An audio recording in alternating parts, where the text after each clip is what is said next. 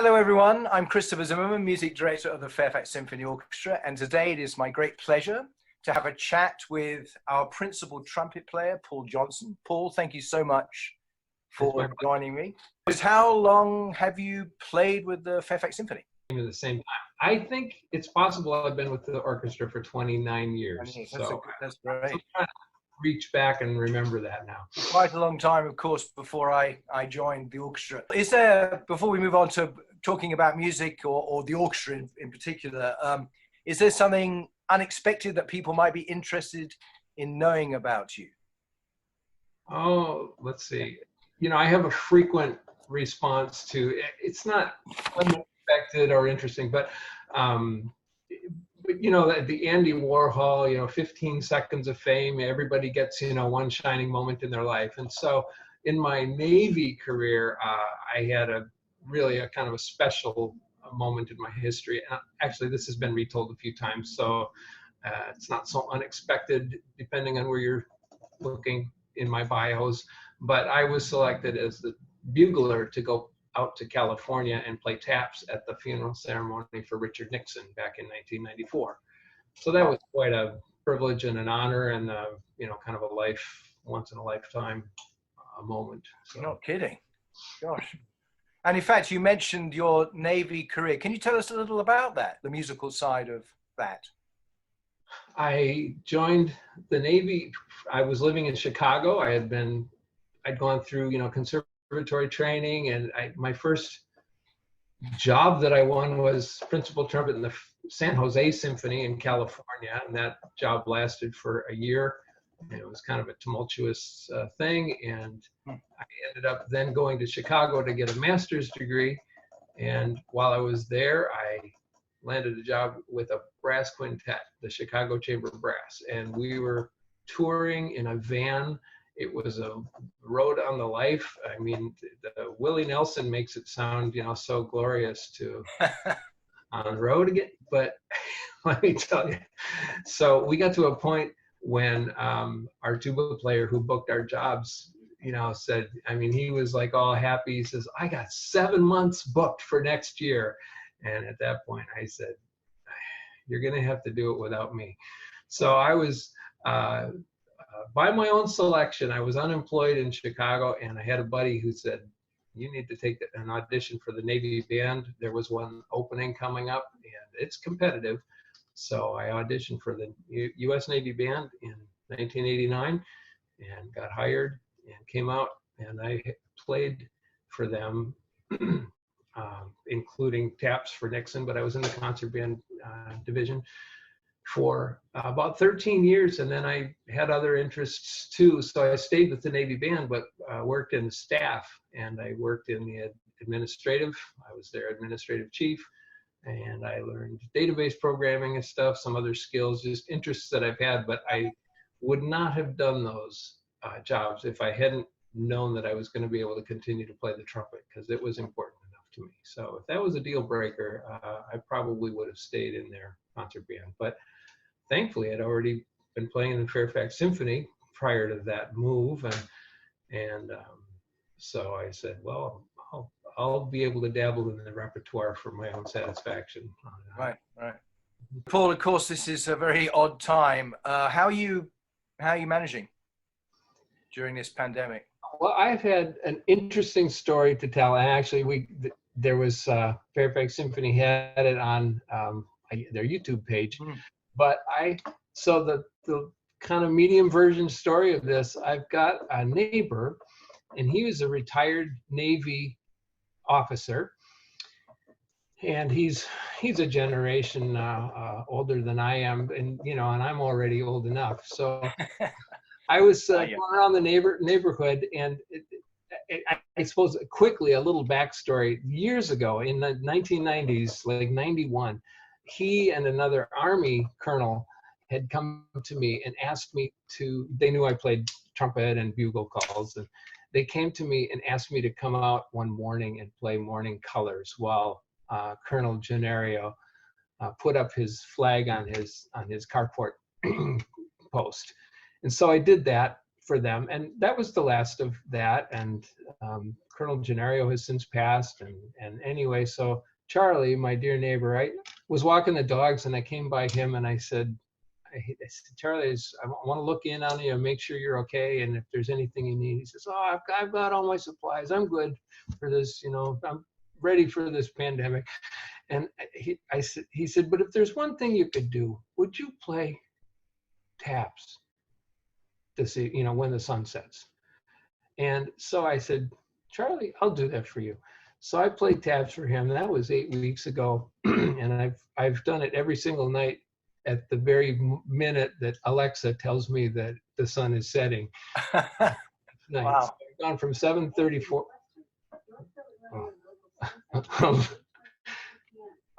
Alexa's telling me right now because I said her name and I said it again. Stop. Big Brother's listening. So anyway, I've played taps every night for the neighborhood, and I just walk out to the end of my driveway. Sometimes there's only 2 or 4 or 6 people standing around. Sometimes there's 20 or 30 or 40 people down the street. I can see them out in their front yards. It's not for applause. It's not for it. It's because it speaks to people's hearts.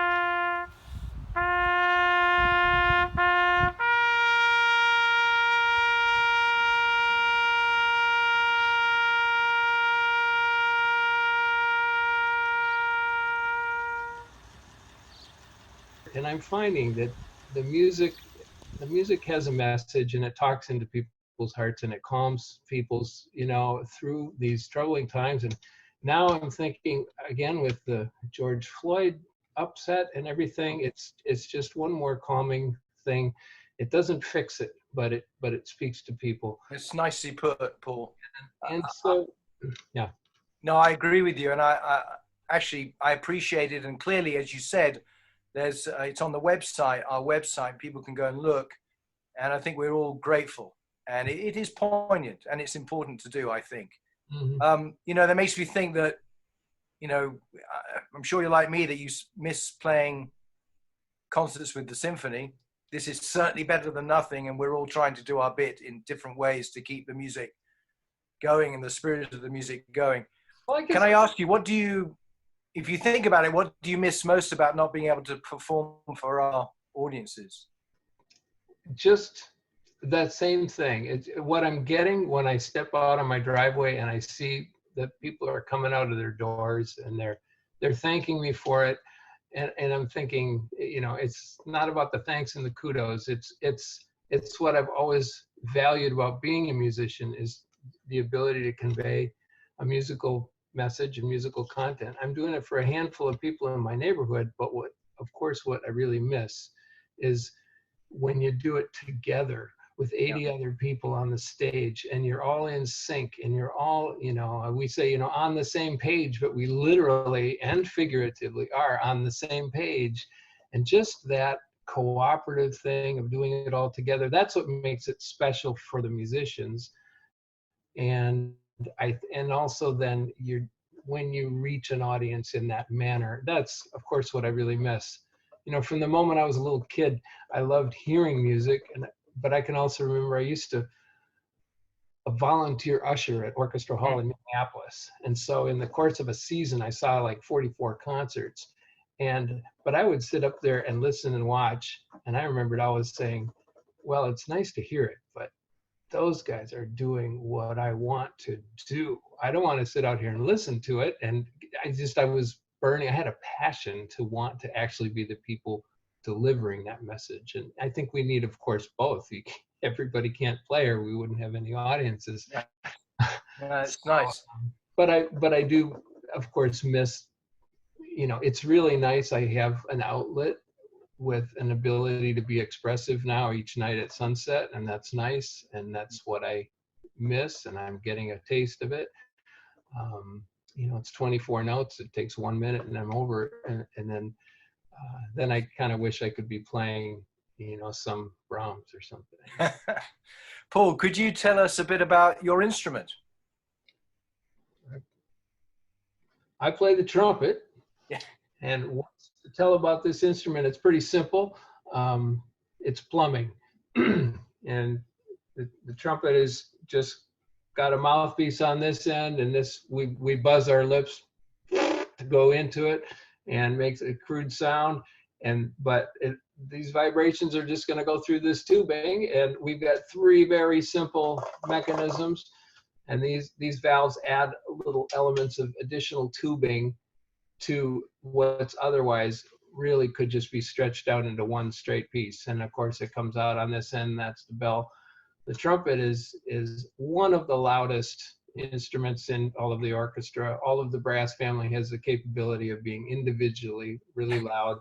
And the trumpet, out of those, is the highest. And so when we really get screechy and screaming, it's a singular voice that can convey a lot of visceral energy into the orchestra all by itself, which between Maestro Zimmerman and myself, we have, kind of an understanding. He does a lot of this and a lot of this, and I try to accommodate so that we're not burying all the woodwinds. It's an interesting. I've always appreciated the capabilities of the instrument, both on the exciting, energetic side, but also that I think the trumpet can be lovely and soft and lyrical. And that's a challenge for. What made you actually decide to choose the trumpet? I mean, maybe you've answered that a little bit, but were there other instruments vying for your attention? So in 5th grade, you go meet with the band director in my program, and our family was musical, and we wanted, I was musical, and I wanted to play something, but I went to meet with the band director, and I had it in my mind I was going to be a flute player. And just because there were some guys in high school who I thought were really cool dudes, and they played flute, and or one guy, and I just thought, I'd like to be like him. And but whether fortunately or unfortunately for me, I'd also just in playing around the neighborhood. Let's see, maybe my dad was a scout leader, and one time he brought home a bugle, and I just experienced tooting on it, and then that wasn't around anymore. And I did this thing. I'd smashed some pipe, the ends of some pipes so they were smooth on the end, and we attached funnels, and I created my own horn, and I just was honking on it. But I mean, this was not a musical instrument, but it followed the same principle. You could play literally bugle calls on it, and I was like just messing around and playing reveille.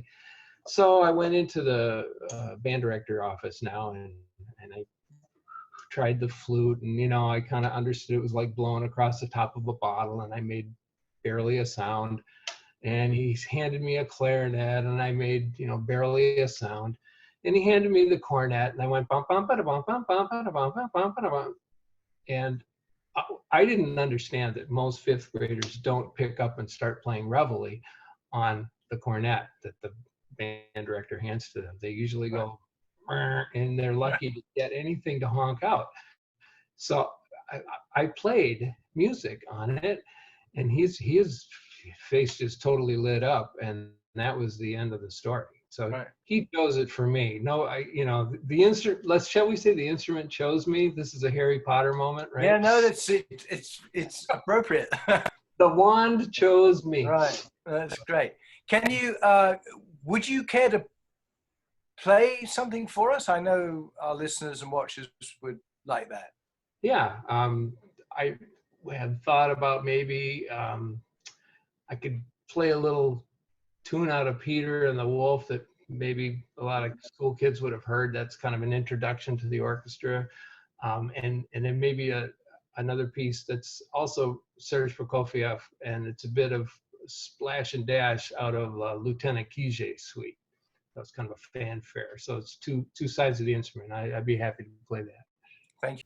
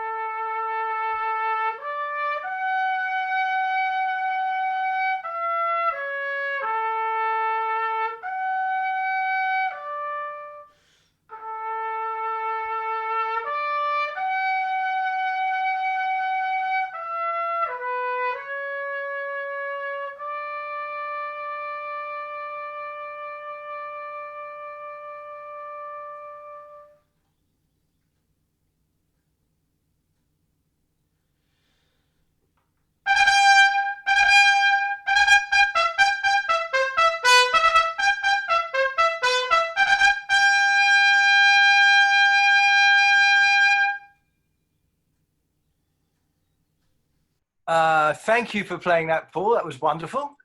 Could you tell us what you enjoy most about performing with our orchestra, the Fairfax Symphony, and our audiences?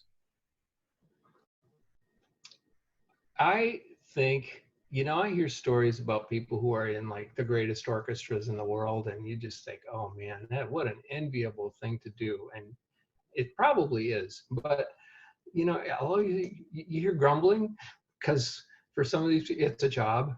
And I thought, we've got a unique situation, because for us, it can't be a full-time job. None of us are relying on it as our entire bread and butter. So for people like me, it's an outlet.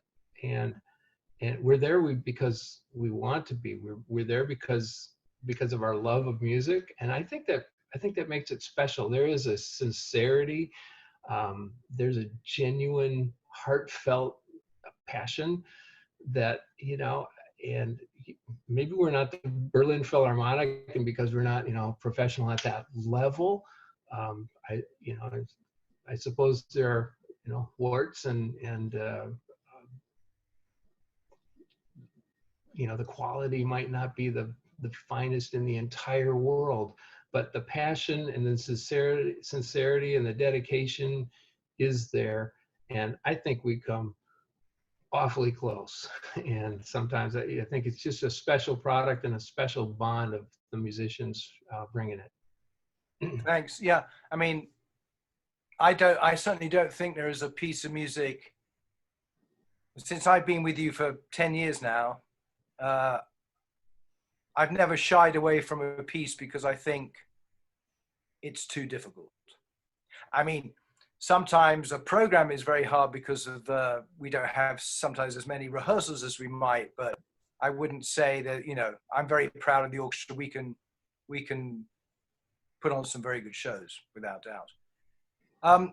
Can you tell us what you find most challenging about playing in an orchestra, in our orchestra, maybe in any orchestra, the playing in a live orchestra? Well,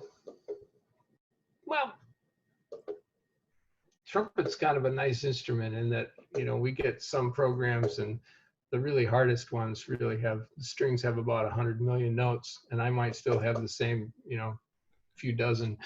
So that's why I like that this instrument chose me.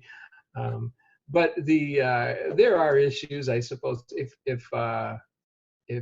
we were churning out concert after concert every single week, a different program, I think personally for me, I would be in a different physical state. Because we are occasional with it, there's a temptation to kind of let things let things roll from one month to the next month. And so there's a challenge for me, personally. Trumpet's a very physical instrument. It's fairly athletic. And so, I have to make sure that I'm on my A game. And, sometimes I'll say to people, I feel a guilty sense if I've sort of come out of retirement to play a concert, and then I go back into hibernation, and that's troublesome. So for me personally, it's a challenge to just stay on top of the right. Why do you feel classical music is important for the community and maybe society as a whole? I'm always surprised to see that young people still come to classical music.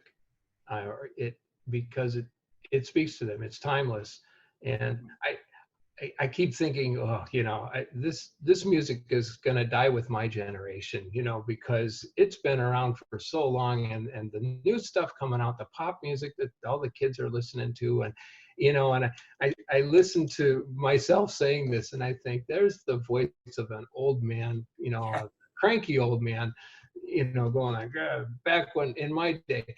And yet the more I age, the more I look out and see a younger audience still getting attracted to classical music. And it just proves to me and speaks to the fact that what was going on in the hearts and minds of the composers who've been writing it for whether only 20 years or 50 years or 100 years or 200 or 300 years ago, it's still all valid. When good music is created and it stands the test of time, I think it's going to be around forever. You listen to what Beethoven had to say, and he built on Mozart, and I think some things, they sound the further back you go, the more we've heard it, and so composers have gotten more progressive in their vocabulary of how they express it. But even though some of these things are 100 and 200 years old, there's a magic to a Brahms phrase, and there's incredible passion in when Mahler brings it together at the end of his Fifth Symphony, and you're like, oh my God, he's taken me on a journey. And the more I hear Mahler's Fifth, for example, the more I can't tire of it, unless you play it for me every day of the week, and then I'll have heard enough. But there's so many levels. There's magic, right? And you peel back the layers of the onion, and it just keeps talking to you, and it can keep speaking. Let me ask you, it's sort of a similar question, in terms of how music affects people in society. What skills do you learn by playing an instrument which are transferable to other areas of life? Just discipline, perseverance, dedication, and you can't hide. I mean, you're accountable for the work that you're doing. There's no lying on a musical instrument. Mm-hmm. You put it out there, and if what you need to achieve is perfection, and you're short of it, everyone hears it. Especially a trumpet, right? Well, so we spent some time talking about taps, and well, in 30 years in the Navy, or the first 15 years spent playing and then supporting in the staff, but of course being around it all the time. But so let's just say in 15 years of playing in the Navy, I don't know how many hundreds of times I had played taps, because that's funeral support, but also any other, whether there's funerals or other ceremonies, memorial types of tributes. So I played taps more than I did anything else, even though I played a lot of concerts. And we always were aware of the gravity of that musical message and how it touched people. And if they were grieving, it would just open up the emotional, channels to that grief. If, and if they weren't, if it was just a sentimental thing. But as a bugler, I always understood, people say, wow, what you did, that was so beautiful. And I always felt like, well, the music has the message. All I have to do is be a messenger. But I understood, play those 24 notes as pristinely perfect as you can. And then there's no expression, really. It's not like I'm making a big concerto out of it. I actually try to play them extremely simply.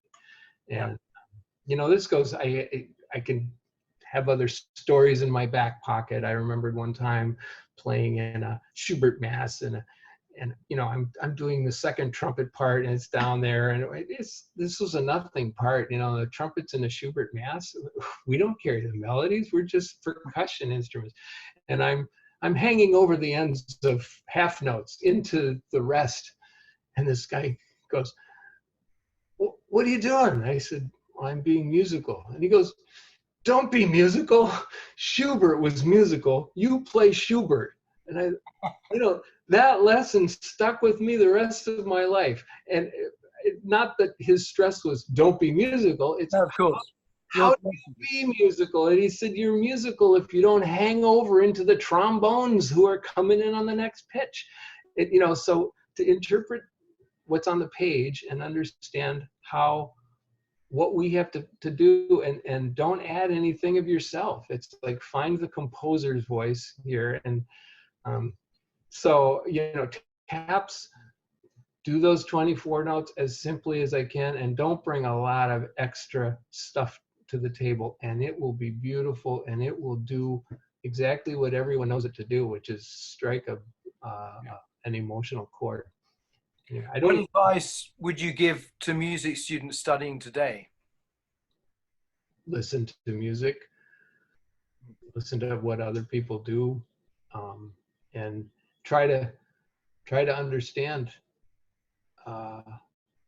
that let's say it's an approach of humility. This last story that I just told about that guy who said, don't bring yourself to it if you're getting in the way of Schubert.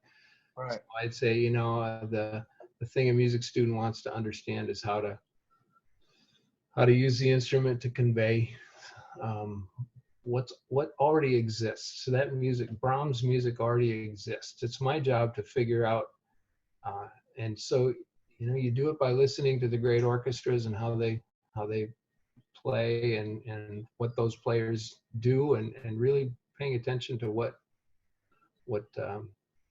how they achieve it, and listen to your best sound and just keep making your best sound.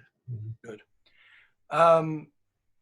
Do you think it's important or maybe why is it important to inspire our next generation of musicians to learn our music, to learn what we call classical music? Classical music. I think the live arts can't die. We have to keep the live arts alive. I just think it's important for our society.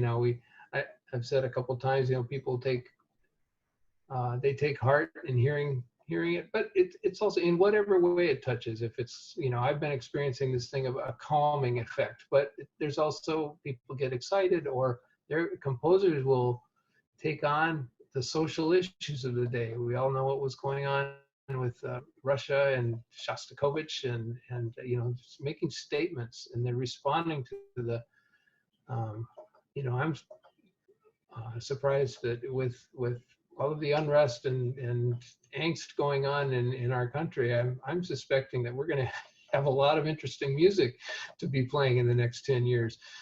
Good point. But I used to be kind of hoity-toity about my attitudes about classical music versus other kinds of music, and yet I do believe the symphony orchestra, it's a difficult medium to keep up because it takes so many people, and yet I believe it will stay alive. Opera is even harder because you've got, sets. I mean, there's so much going into the production of an opera, and yet I believe classical opera is not on its way out either. A garage band is, low overhead, and they can, people can do that.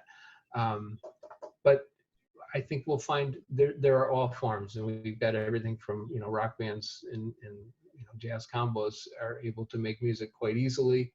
And yet the symphony orchestra does things that they can't do. And so I think for that reason, it'll, there's a future in it. And I think people, when they understand what it can do, and they hear a great orchestra speak to them, we understand the need. And it's hard to keep them alive because there's a lot of overhead in all those musicians. So, I just have to hope and pray that we continue. Oh, we're going to be back for sure. So, Paul, thank you so much for talking to me. Do you have any final sign-off comments for those who are listening to us? So, in conclusion, I want to thank our audience, our devoted audience, for all of your support through trying times for everyone. And we are all very anxious to get back into the concert hall and commingle with the music that we all know and love so well. Thank you so much.